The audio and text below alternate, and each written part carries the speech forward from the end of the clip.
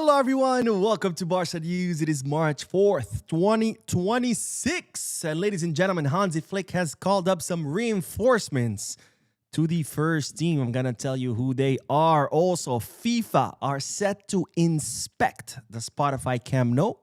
And finally, Deco has met with Andreas Christensen's agent today in Barcelona. We have a lot to discuss, so let's begin.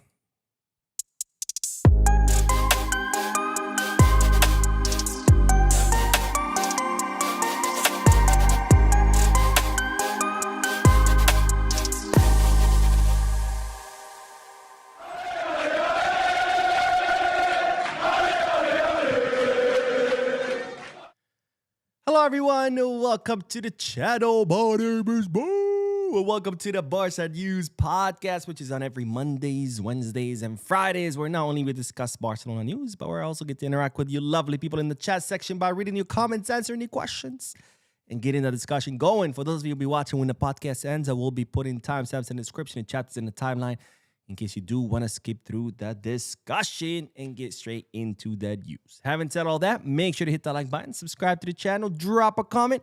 If you're looking for any Barcelona jerseys or merchandise, make sure to Goal Kids, Kit Bag, or Fanatics. If you're looking to place any sports bets, make sure to bet us. All links are down below in the description. If you click on them, you get access to some pretty cool deals and offers. All right, let's start with the news. And as always, the first segment of news is comprised of multiple bits of news, short bits of news combined together for the sake of brevity. Starting, of course, with the team's training, or with an update about the team's status, training, injuries, you name it. Because, of course, yesterday, Barcelona, despite defeating Atletico Madrid 3-0, they were eliminated from the Copa del Rey since they lost the first leg 4-0. So that was a global or a total score of 4-3 in favor of Atletico Madrid. And today, the team trained in what is called, a recovery session. The following day after a match, there's always a recovery session where the players do specific exercises to kind of help their muscles recover.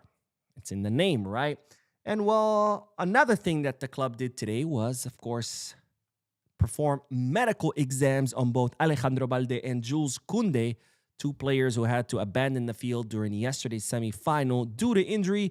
And while the club has confirmed the injury of both players, first with Balde with the following statement that said, Alejandro Balde presents an injury to the distal biceps femoris of the left thigh.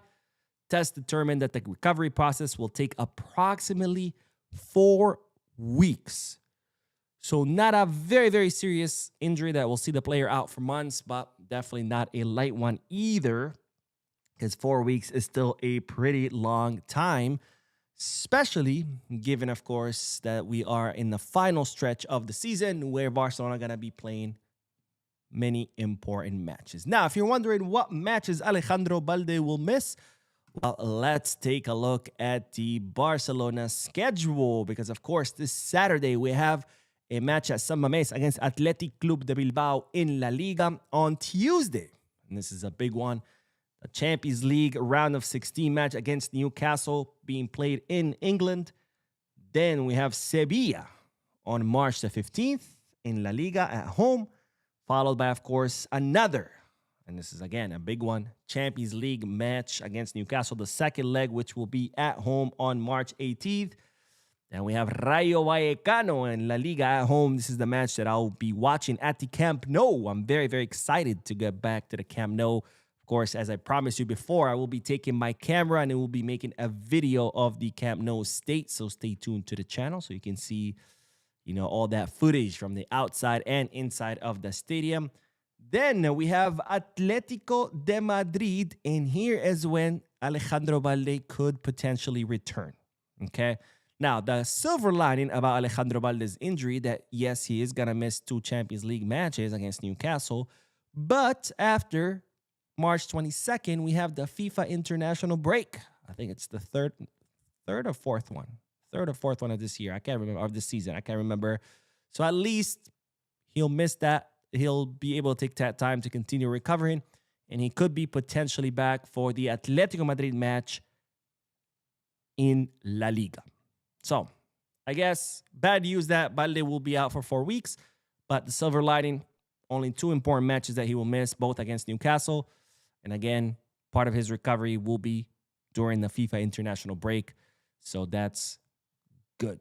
And I guess I won't get to see him play on March 22nd, which is when I'll go to the Camp Nou to see the Rayo Vallecano match. Now, Barcelona also confirmed the injury of our other fullback, Koundé, who Balde had replaced when Koundé couldn't play.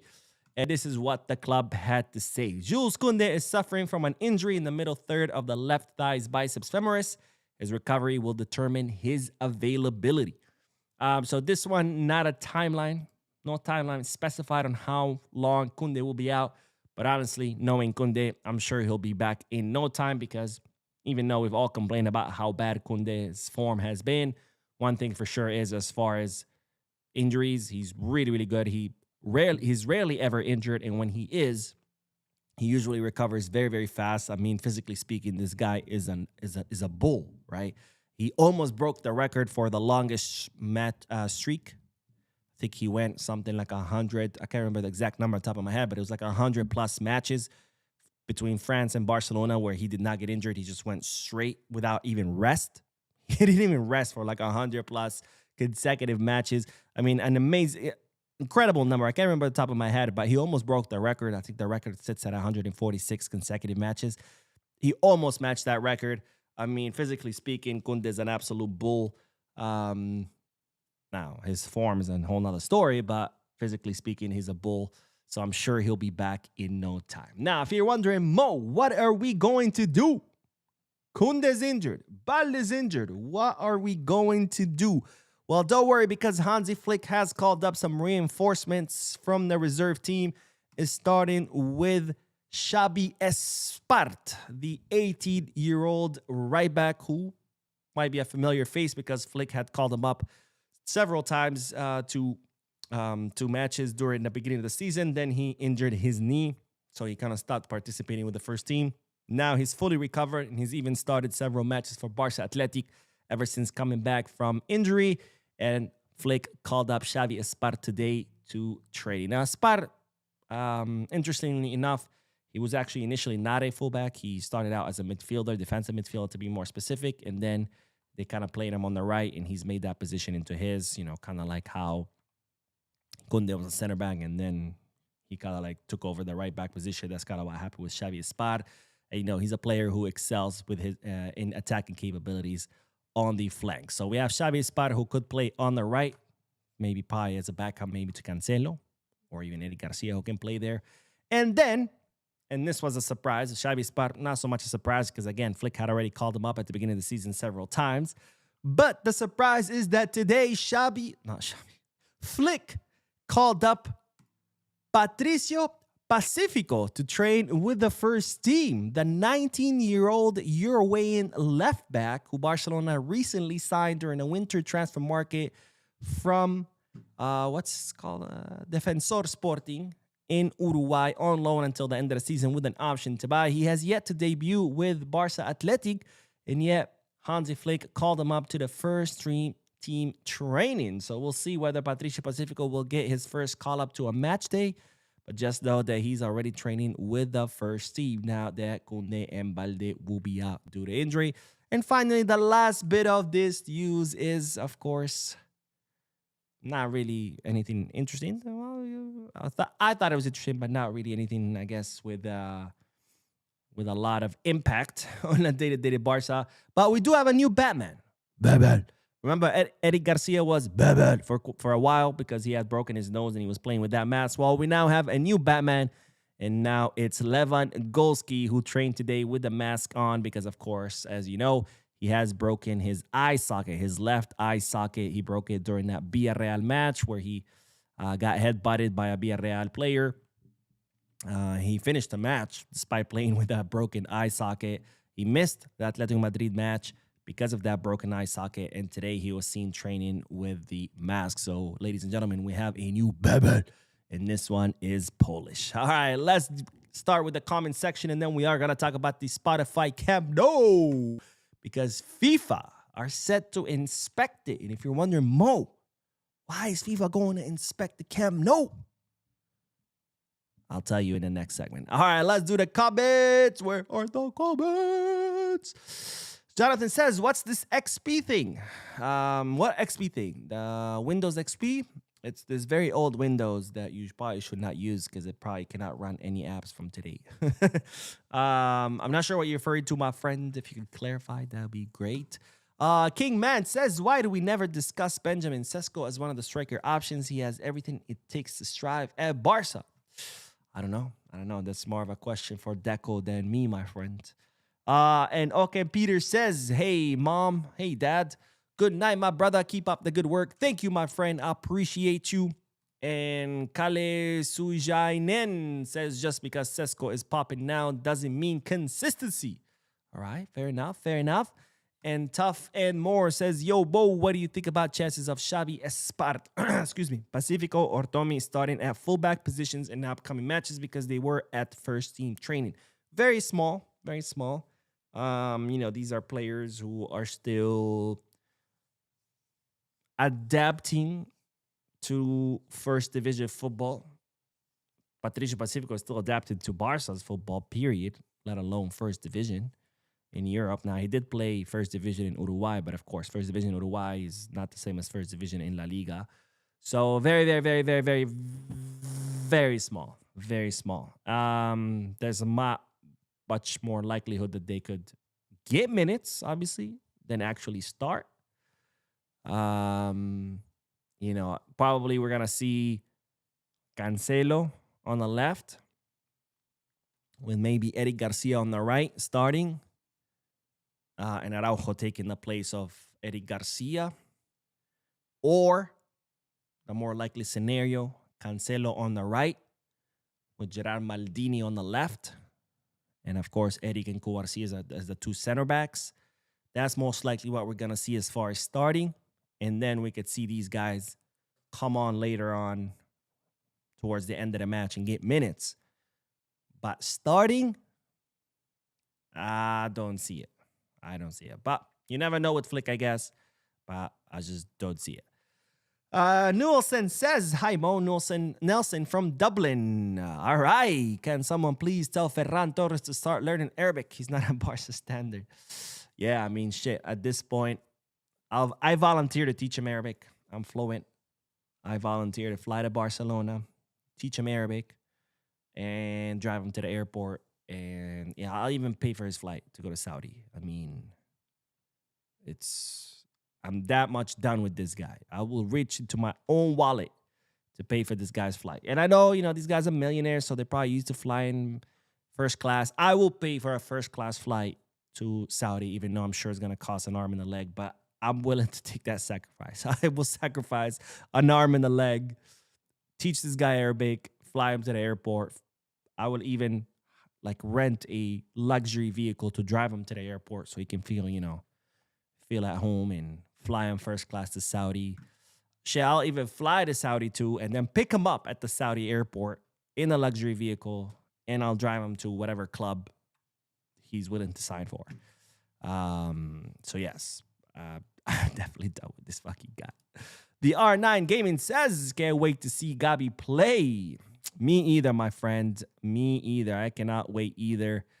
Cannot wait for Gabi to be back. And Justice Boyo says, hello, Mo. Justice Boyo from the Gambia. Any news from Hamza Abdel Karim? Today in the training, one of the new signings was spotted in the session. Pacifico. I hope I spell it well. Patricio Pacifico. Pacifico is spelled with an F. Pasifico. So instead of V, it's an F. Hamza Abdel Karim has yet to receive his work permit. So the Spanish government has yet to finalize processing the work permit of Hamza Abdel Karim. And without a work permit, he cannot debut because without work permit, he can't work, right? And playing is working, right? We forget about football players. That's their job, right? Is to play football. They're employees. Employees that make a shitload of money, but nonetheless, employees.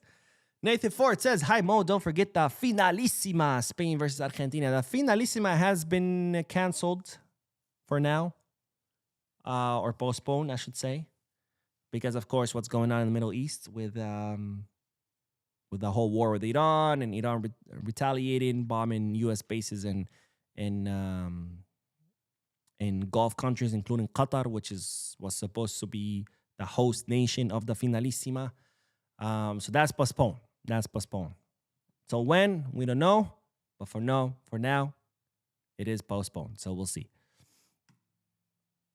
Dorian says, I hope the world sees how great and generation Cobarci is, yet Madrid fans want to compare Asensio and Dean Huijsen to him. Real Madrid fans have this complex. They were tortured so long by Messi and Xavi and Iniesta that they have this complex, this need to always try to compare their players to ours. I think it comes from that trauma that Messi caused them for so long. And more so because he was an academy player. One thing is to sign a player that torments your opposing team or your arch rival, and a whole other thing is to grow that talent and use that talent to torture your arch rival, right? And that's what we did to Madrid for so many years, with Messi, with Xavi, with Iniesta, with Busquets, Piqué, Puyol, et cetera, right? Not only did we torment them for so many years, but we tormented them with players that we developed ourselves, that we grew ourselves through La Masia, the greatest academy on earth. So I think that they developed this complex, this trauma as a result of that, where they have this constant need to compare their players to ours. They started with Penaldo. He could never live up. And now they want any player. Like, there was a point where they compared Güler to Lamine. Güler, bro. Who the fuck is Güler? Mastantuono? Bro, who the fuck is Mastantuono? I mean, at this point, compare me to Lamine. Like, what the fuck? Like, you can seriously compare Mastantuono, the guy who's played 2 minutes in First Division, to Lamine. They've compared Birmingham to Pedri. They used to compare Asensio to Cobarci. He didn't live up to the hype, so then they started comparing Huijsen to Cobarci. Now they've noticing that he's not living up to the hype. I mean, they always have that desperate need of comparing their players.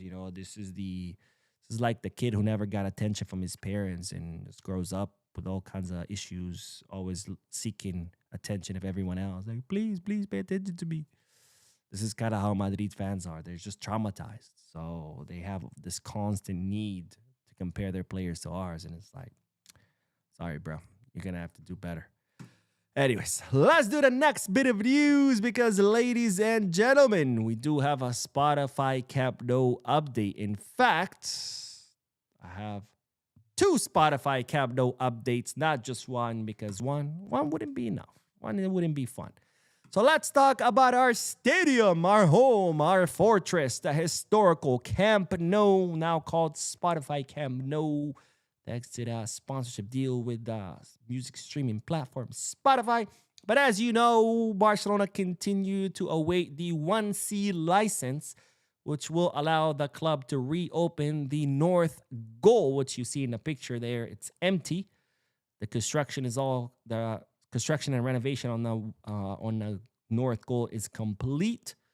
All we're waiting for is the approval of the city for them to issue that 1C license so Barcelona can start using it. And once we do receive that license, the capacity of the Camp Nou will go up from 45,000, which is its current capacity, to 62,000. So a huge jump, more than 12,000 more seats, which of course, that's 12,000 more tickets per match. Not to mention, that's 12,000 people more buying food, buying drinks at the Camp Nou, buying merchandise at the store, maybe going into the museum since they're already there.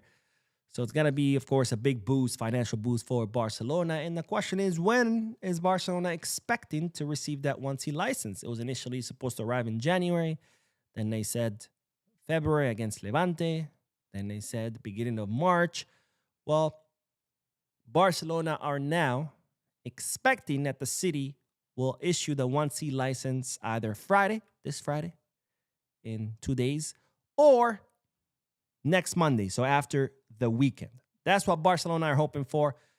God, I hope so, because I cannot wait for the 1C license, because even though I'm happy that we're back at the Camp Nou, it's just there's something weird about when you see the match and you see all these people in a U, and then you see the North goal and it's just empty. It just does, I don't know, it just doesn't sit well with me.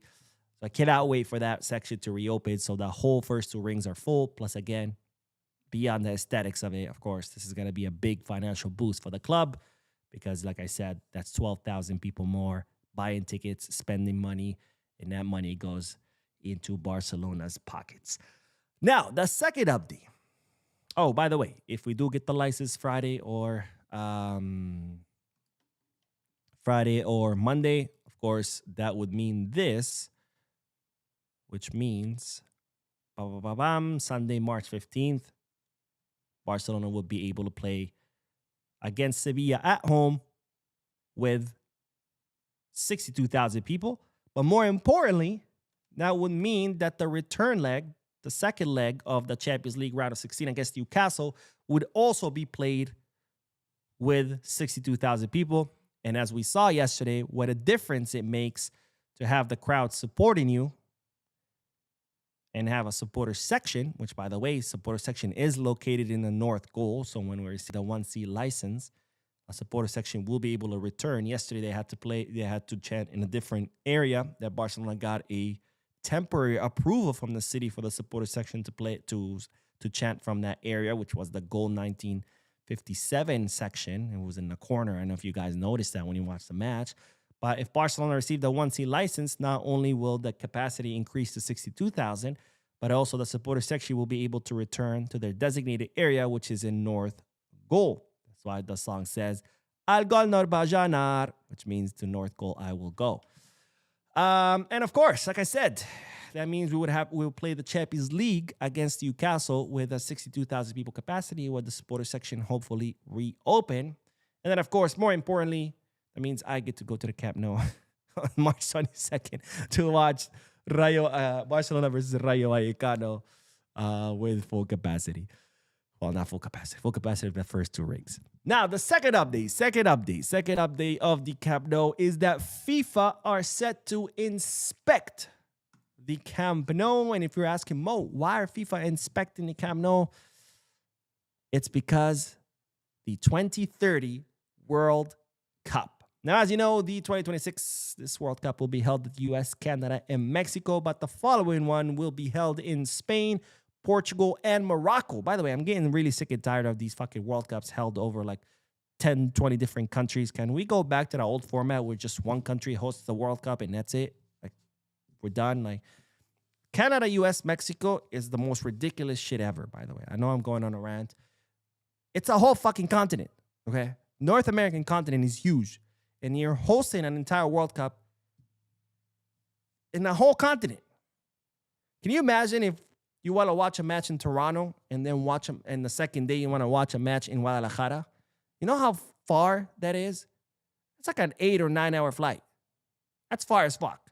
So please, can we stop with this bullshit of having 50 different countries host a World Cup at once? Anyways. The 2030 World Cup will be hosted by Spain, Portugal, and Morocco, which, by the way, even though I hate that's three of them, at least they're very close together and they're small countries, so it's not fucking Canada, America, and Mexico. But anyways, and FIFA will be inspecting different stadiums to see whether they would, be fit to host World Cup matches. And the Camp Nou will be inspected on March 9th. That's when FIFA will go to see, what has been done so far, what are the plans, what's going to be done. Because, of course, by 2030, the stadium will be fully completed, including the installation of the roof.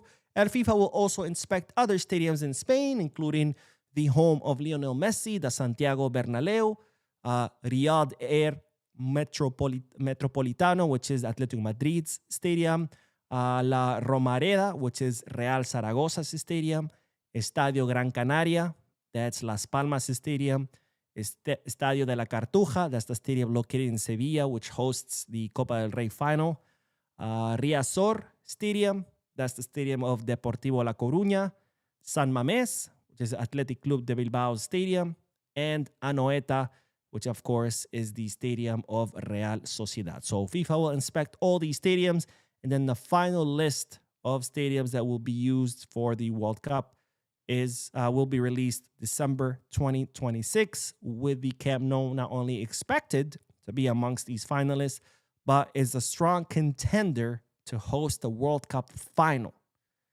Right now, there are 3 stadiums being considered for the World Cup final: the Camp Nou, Leo Messi's home, the Santiago Bernabeu, and that stadium in Morocco currently being built, which is going to have some crazy capacity, I think 110 or 120,000. The Camp Nou, of course, is going to be 105. And if I'm not mistaken, Leo Messi's home has a capacity of 80,000. I don't know. I don't concern myself with bum-ass stadiums. Anyways, that's the news, ladies and gentlemen. 1C license expected on Friday or Monday, and FIFA will inspect the Camp Nou on March 9th, as Camp Nou is being strongly considered not just to host FIFA matches, but World Cup matches, but also to host the final of the 2030 FIFA World Cup. All right, let's get back to the comment section, and then we will talk about the meeting that took place today between Deco and Andreas Christensen's agent. Yes, you heard that right. All right, let's see. Where do we leave off? I think this is where we left off. Dorian says we got Messi of the attack, Lamine Yamal, 2 Messi of the midfield, Pedri, Marc Bernal, and Messi of the defense, Cubarsí. I'm excited for the future Barca. Well, don't steal my quote, my friend. That's what I said yesterday. And no, we only have 1 Messi of the attack, Lamine, 1 Messi of the midfield, which is Bernal, and 1 Messi of the defense, because Cubarsí. And the reason I say that is because the 3 of them are academy players. Pedri is not an academy player. Not to take away anything from Pedri, of course. Pedri is the best midfielder in the world right now, but he's not an academy player. This is why I only consider that La Masia gave us 3 more Messis: Lamine, Bernal, and Cubarsí. Raul says, Mo, this club needs a new board and a president. Laporta is a lazy-ass incompetent president. Instead of selling the deadwood players, he continues to renew them out of gesture and charity. If you think that, you're definitely going to think that even more when we talk about the next segment. So stay tuned. Stay tuned. Cabra says, Lewandowski with his mask at Bayern was a beast. Let's hope he has great form in this last part of the season. I hope so too, my friend. I hope so too. And it's not Lewandowski, it's Bebe. Blaurana X says, hey, man, I see why you love Bernal, bro. Has it all. He really does. He really does, man. Bernal, our future Busquets, plus he can score goals, which is something Busquets didn't necessarily do. So, man, our midfield future is bright. Our whole team's future is bright. Edward says, hi, Mo, I've never scored a goal in the pro level, so I never say, wow, get rid of Torres, but 4 chances missed. We need a real forward who put chances away. I was so disappointed, still proud. Yeah, man, he just doesn't have the level, you know. When you don't have the skill, the talent, the level to be a Barca, there's not much we could do, fortunately. He should have never been signed to begin with, but we made the mistake of doing it. And now we cannot repeat that mistake by renewing him, right? It's like, fool me once, shame on me.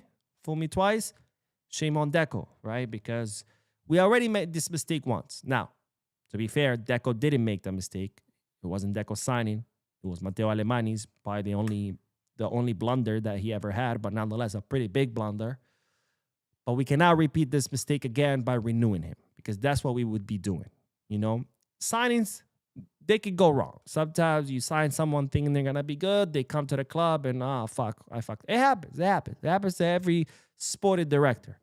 Obviously, what separates the really good sporting directors from the bad ones is that the really good ones make a lot less mistakes than the bad ones, but they still make mistakes. We're all human. We're not robots.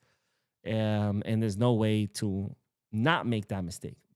But shit, to repeat the mistake, now that's something you cannot forgive. To make the mistake to begin with, it happens, whatever. You thought he was going to be good, turns out to be shit. But then to renew him after you saw that he's shit, that's a next level stupidity. So let's hope Deco and his staff don't make this mistake again of renewing Ferran. Carlos says, I think it would be better with Cancelo on the left and Eric on the right. The way we can help Lamine by stretching the field with Cancelo on the other side. Yeah. Even though, I don't know. I think I would prefer Cancelo to play on the right because on the left, Rafinha occupies a lot of space on the left. And I feel with Cancelo there too, they might get in each other's way. I could be wrong. I'm just speculating here. So I feel maybe on the right, since Lamine can both attack from the inside and from the outside, then they can have a little bit of better back and forth with Cancelo. With one play, maybe Lamine cuts into the middle, Cancelo goes deep, or another play, Lamine can go deep and Cancelo can cut into the middle, right? So Cancelo can be attacking from the outside or from the inside because he can alternate with Lamine because they both can attack from the outside or from the middle. On the left, Rafinha is mostly a player that likes to cut into the middle. Rafinha is not a player that could take that ball all the way to the line. He doesn't have the dribbling skills to do so.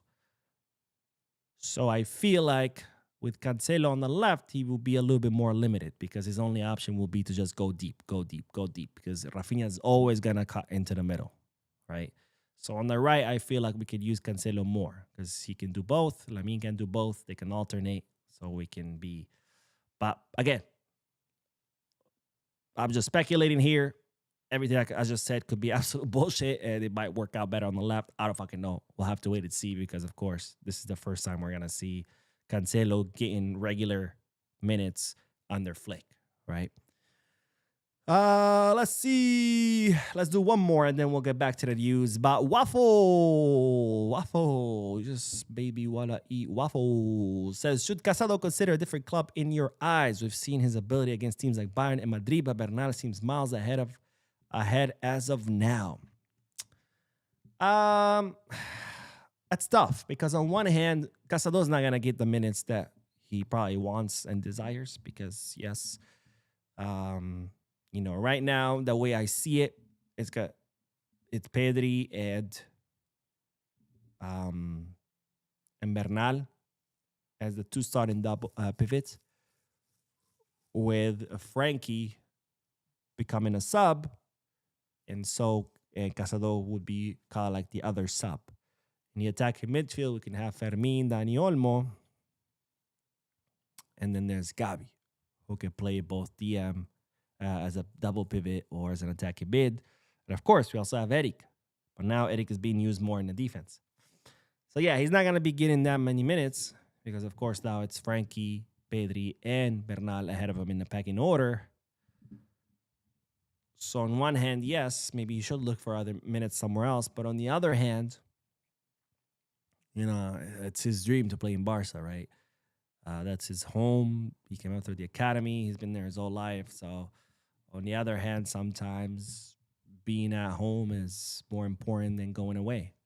But if I was Casado, depending on what teams are making me offer, yeah, I would consider leaving, But of course, that's going to depend completely on the player. All right, let's do the next bit of news, and then we will continue with the comment section. That's French for comment section. But let's talk about Andreas Christensen because the Barcelona sporting director met with Andreas Christensen's agent today in order, and I hope you're sitting down for this, and if you're driving and listening on your speakers, I hope you are stopped at a red light, or if you're wearing your seatbelt. Well, you should always wear your seatbelt, but definitely more so now.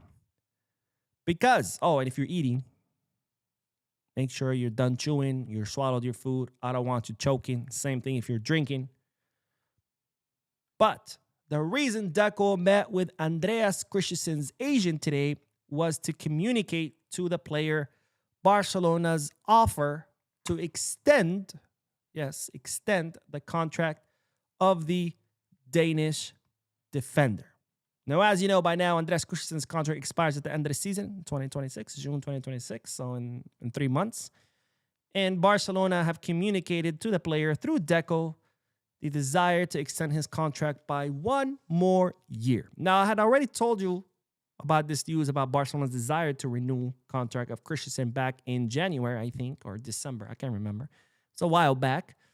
And at the time, the reports were that Joan Laporta was the one who wanted the renewal of Christensen because it was kind of like they felt bad that, you know, he's been injured and they wanted to give him another year of a contract, kind of like, you know, I guess to lift his spirits up because he's going to be injured till the end of the season.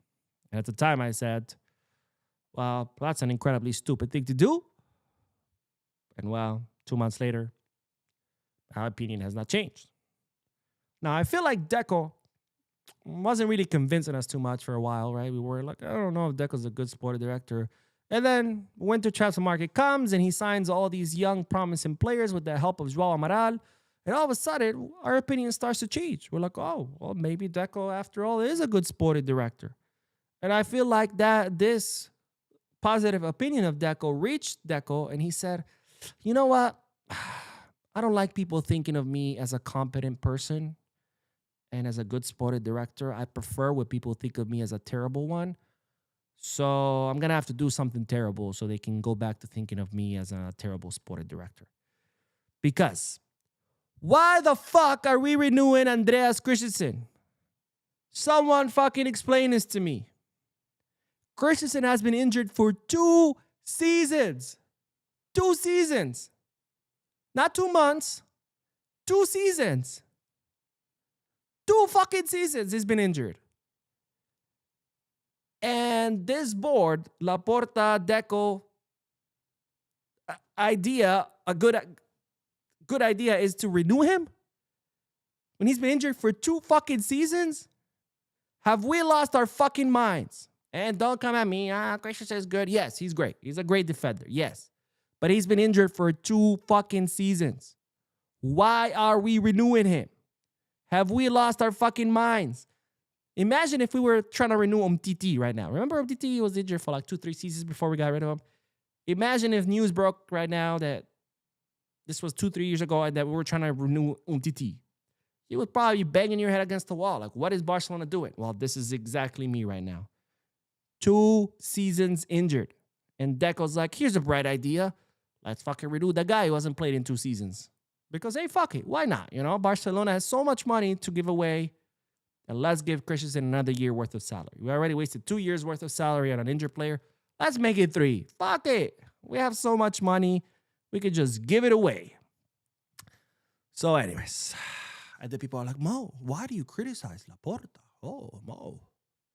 Oh, just blindly follow him and suck his dick like I do. Well, here we go. Christensen. Looks like he's staying for another year. So he can spend another year in the nursery. Great fucking job. Great fucking job. All right, let's get back to the comment section. And then we are going to talk about Fisnick Asllani, the center forward from Hoffenheim that we have talked about previously. Let's see. Where did we leave off? John says, speaking of Gerard Maldini, I don't think we give him the praise he deserves. He has hardly set a foot wrong. Truly impressive. Agreed. I feel like every time Gerard Maldini has played as a center back, he's done an excellent job. And it's crazy because that's not a position that's not his position, right? Excuse me. He's a left back. But yes, I agree. I agree with you. Suleiman says, hi, Mo, is your boy Suleiman D. Kamara. Watch you from Liberia. What is the club saying about the 2 attackers? Because the T played very well yesterday game. We were on lock because of them. Huh? What 2 attackers? What are we talking about here? McBarsa says, Mo, I will solve the Ferran problem. Hear me out.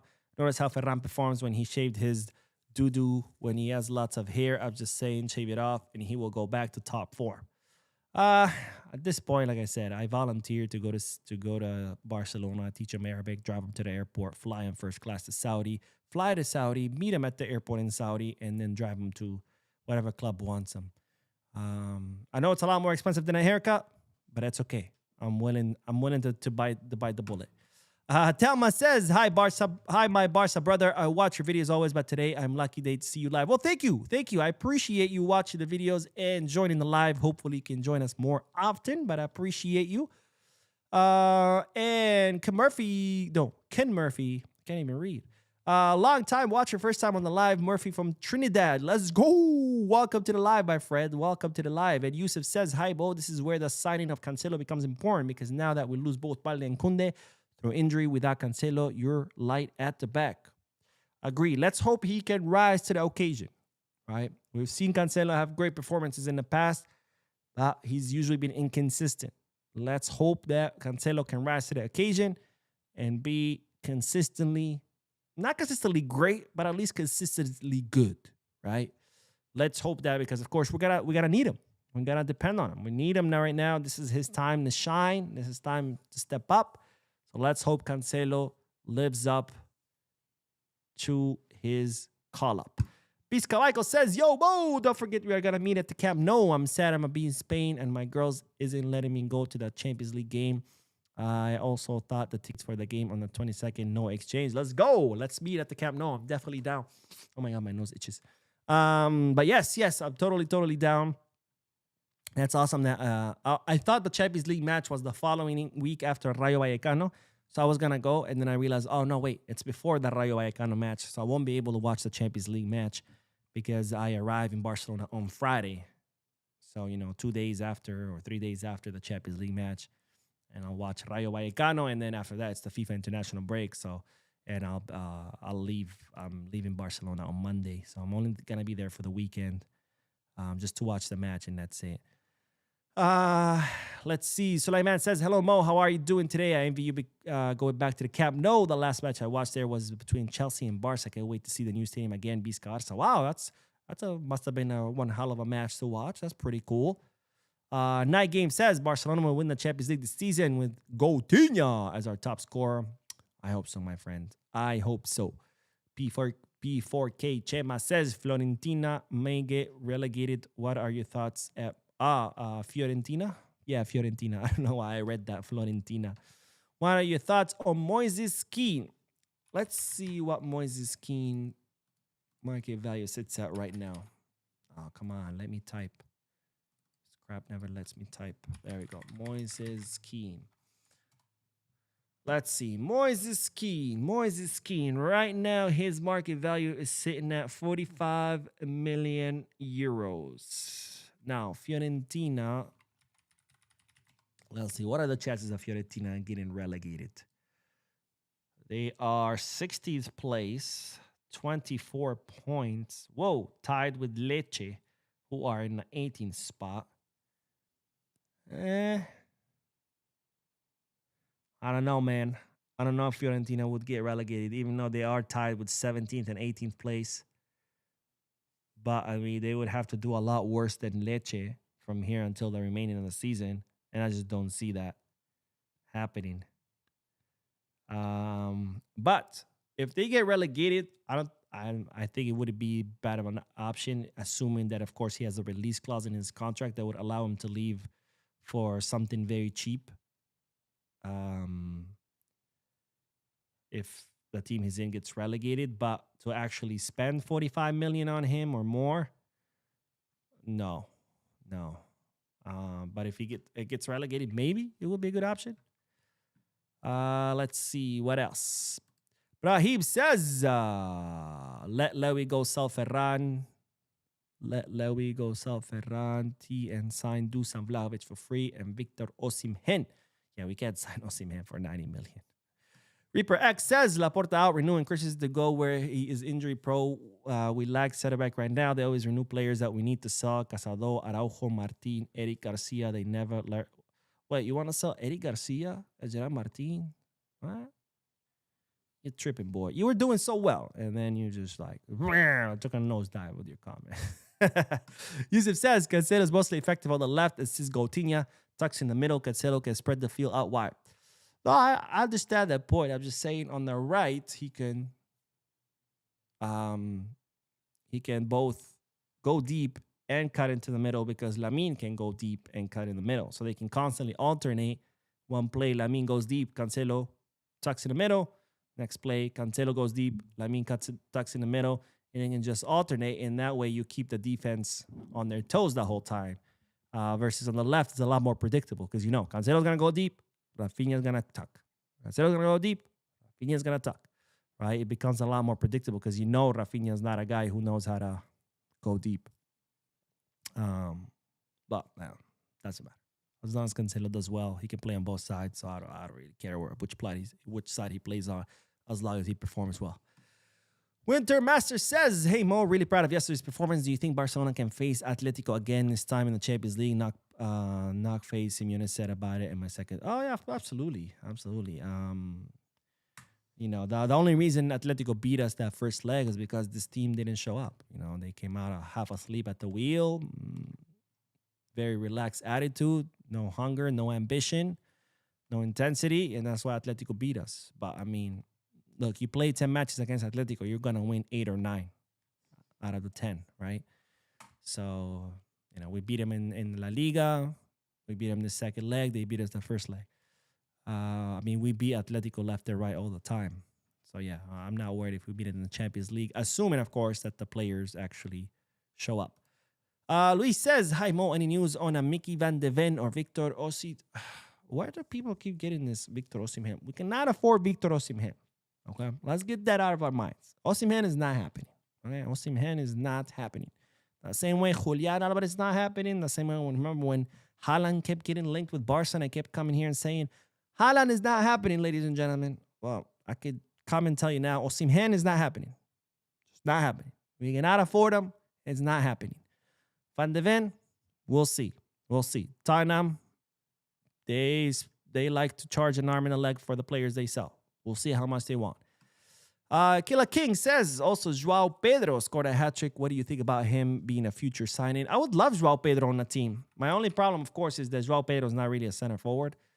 But Joao Pedro would be a great addition to the team. I love Joao Pedro. I think he's a very explosive, electrifying attacker. Or electric attacker, say. But he's not, a pure center forward. He's more of a Julian Alvarez profile, right?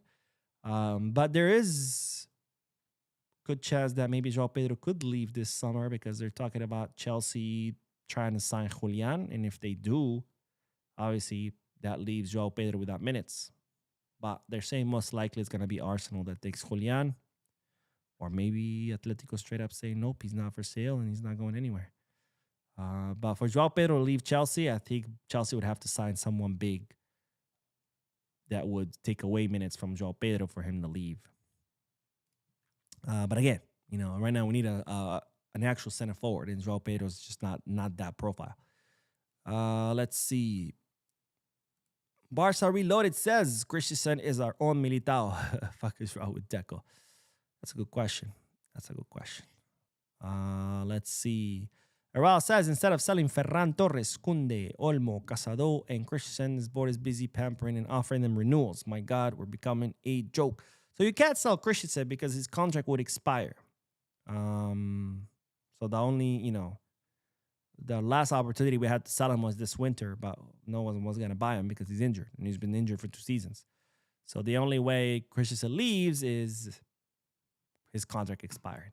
But let's do the last bit of news, and then we'll do more comments. Let's do the last bit of news because we do have to talk about Fisnick Asllani, because we now know what the price will be if Barcelona decide to sign him. Now, we've talked about Fisnick Asllani previously on the channel. 23 years old, center forward, has both Kosovo and German nationalities. He currently plays at Hoffenheim with a contract that expires in 2029. And Barcelona were considering him as a potential option to replace Robert Lewandowski. Now, of course, Fisnick Asllani has already been nicknamed the new Lewandowski in Germany, given his qualities and his profile that's very similar to the Polish striker. And we now know what it would cost to sign Fisnick if Barcelona do decide that he is the substitute for Lewy or the replacement for Lewy once Lewy leaves in the summer transfer market. And Sky Sport, which, very credible source in the German market, state that Fisnick has a release clause worth 30 million euros, which, of course, for a center forward and one that's very promising, is not a lot. Remember, that's the release clause of Eta Young. And Asllani seems to be much more promising than Eta Young. Now, of course, there are plenty of clubs interested in Asllani, including Bayern Munich. They're saying Tottenham too. I'm sure Chelsea's somewhere in there because let's be honest, if you have a heartbeat, Chelsea are interested in you. So the question to you is, should Barcelona trigger this release clause, 30 million euros for Fisnick? I personally think no. I'm all for signing young, promising players. I'm all for it.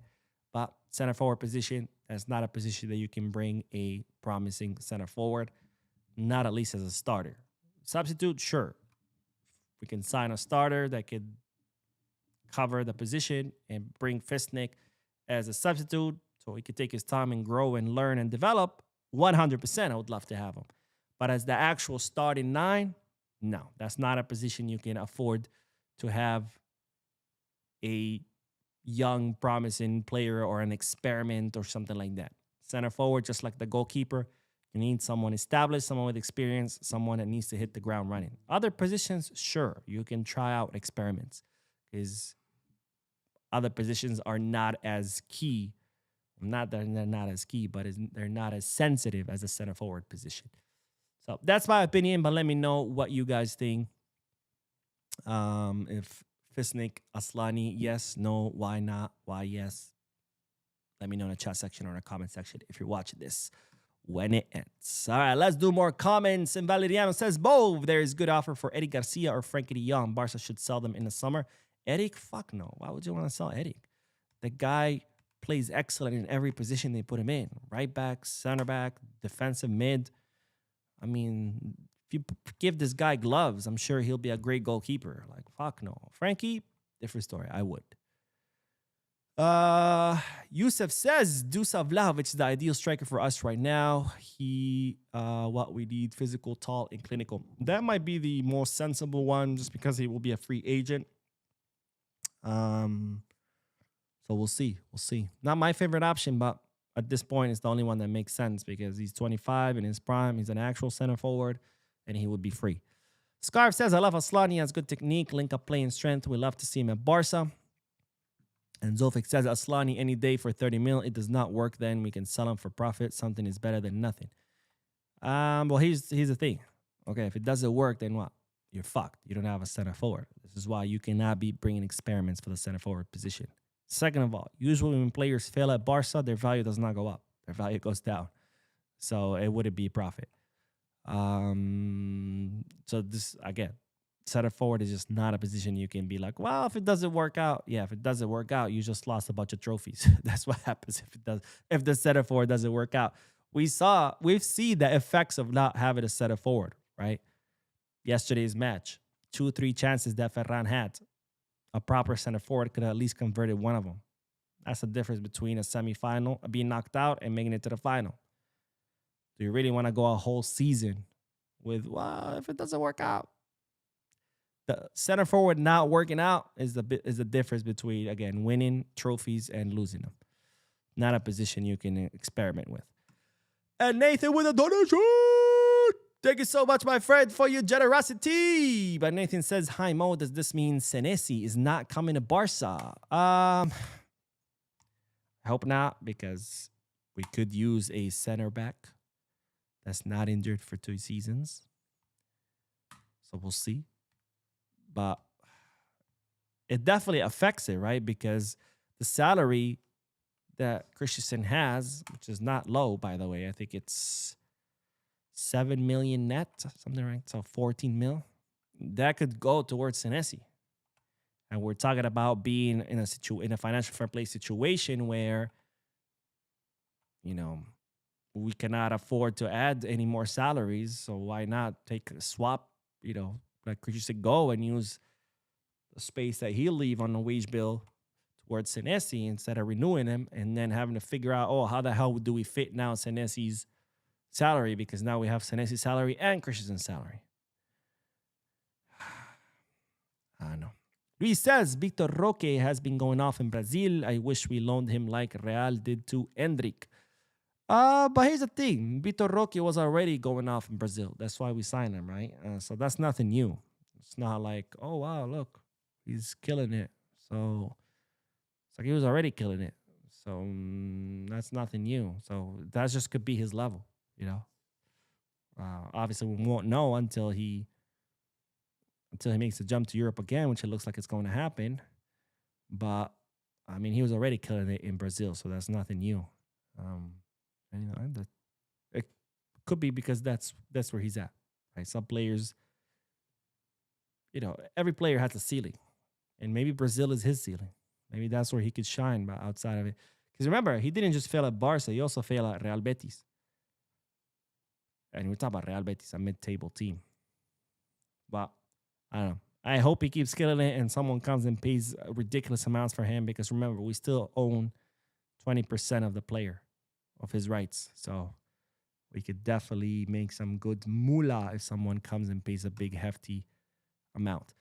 So the man says, hello, Mo. Sorry to say this. I'm the only one who gets irritated by dumb comments. Just ask you because I wonder how people come up with that. Everybody's entitled to their comment, I guess. I don't have problems with people, you know, saying whatever. It's just where people get all of a sudden aggressive and they're just like, Mo, you don't know what you're talking about. You have no ball IQ, no ball knowledge. It's like, all right, well, if that's your counter argument, you already lost, homie, because you clearly don't have an actual counter argument.